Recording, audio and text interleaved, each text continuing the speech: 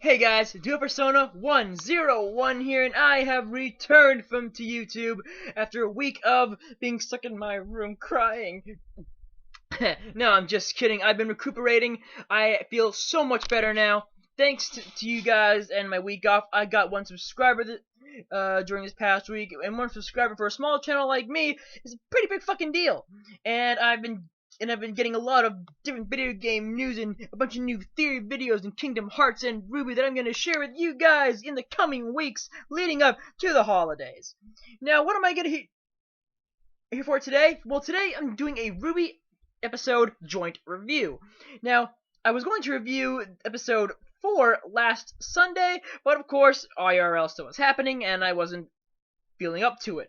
However, today I'm going to review the episode that premiered last Sunday and the episode that premiered today. I watched today's episode twice, but we'll get to today's episode in a bit. Let's talk about last Sunday's episode.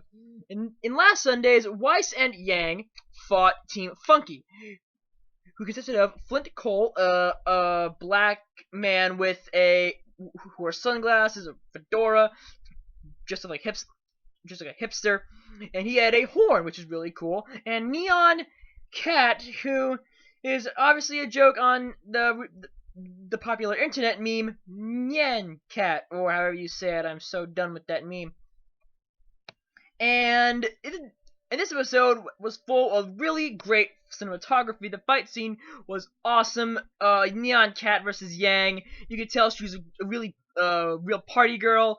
She was really enthusiastic about the fight. She was skating around the entire place.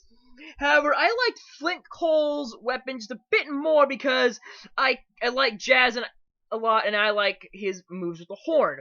And the soundtrack for this episode was amazing, with a remixed tune for, I don't know, what was it? The first opening, and it was fantastic. And there was a remixed version of I Burn. It was either I Burn or Mirror Mirror, but it was but it was good either way.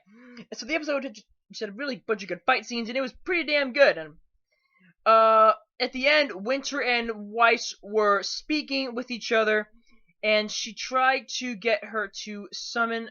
Oh wait, that was the previous episode. Whatever. So yes, overall this is a really entertaining episode, and we get more behind the scenes stuff with Ozpin and Crow, as Crow is talking to Ozpin about what's going to happen next and if he's chosen his guardian. His guardian, apparently, from what we know, is Pyrrha Nikos of Team Juniper. Now, and that leads directly into the next episode. Today's episode was just so good. It was just so damn good. And the reason is because this was probably one of the darkest episodes of RWBY to date. It was the darkest episode of RWBY yet. It starts out with Ozpin telling Pyrrha about this fairy tale of 4 maidens visiting this old man. And this old man gave these maidens power. These maidens were winter, summer, fall, and spring. And these maidens had really strong power. But then Ozpin tells Pyrrha that the fairy tale that she heard about was real. And Crow is there being all like, yeah, it's really hard to follow. And I just still love Crow a lot. And at first I wasn't really sure what was going on. When Good Witch and General Ironwood came up to the floor to talk to Pyrrha, they went into this sort of underground tomb. And before I wasn't really feeling like what the hell's going on here? Is this some kind of satanic ritual that they're about to do right now?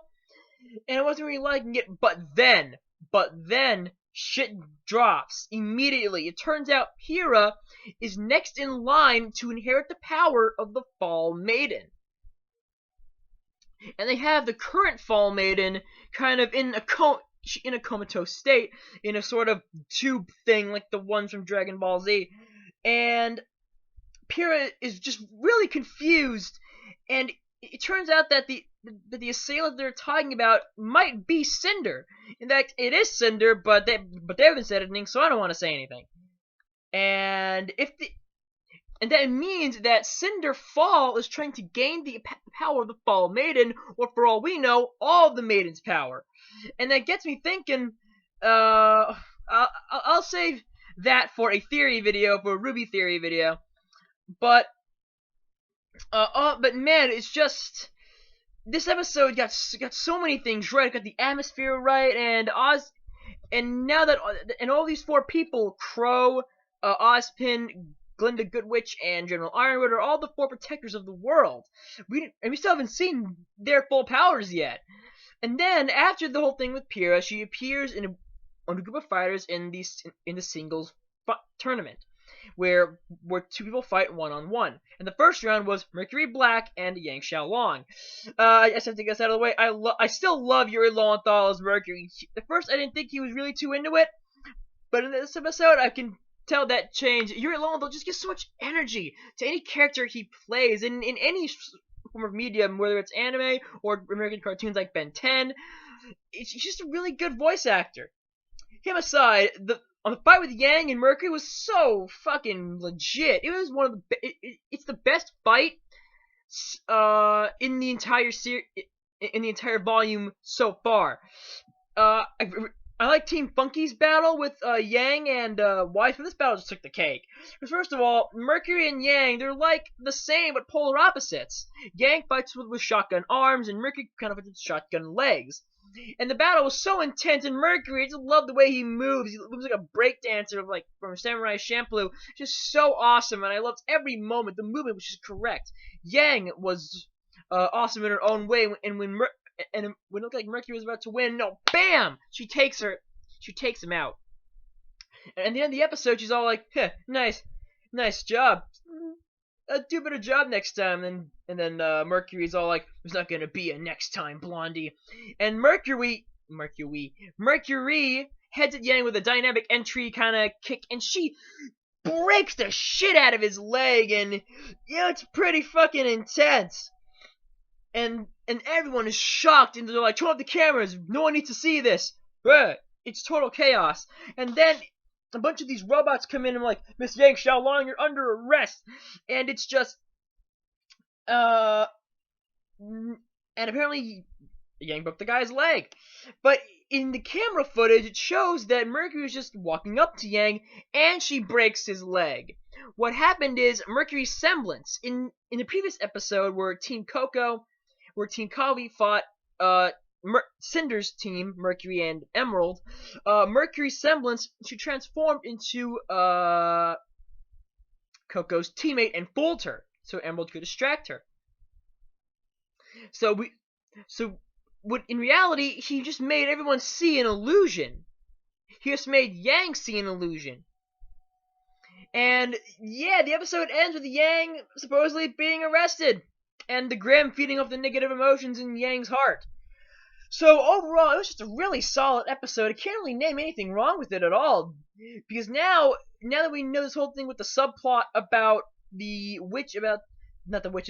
maidens, and what Cinder's true objective really is, now we know that everything that's been happening up until now has a purpose. That's what I wanted, and RWBY's going in the right direction.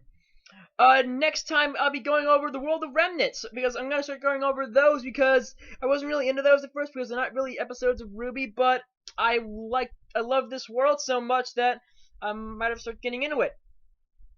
Well, guys, that is the review for episode 4 and 5 of RWBY. 4 was a good episode, 5 was a great episode. I hope the series continues to go along like this throughout Volume 3. Still haven't seen Adam yet. But whatever the case, I've been doing Persona 101, and expect more videos coming from me in the coming weeks. And I will check you guys next time.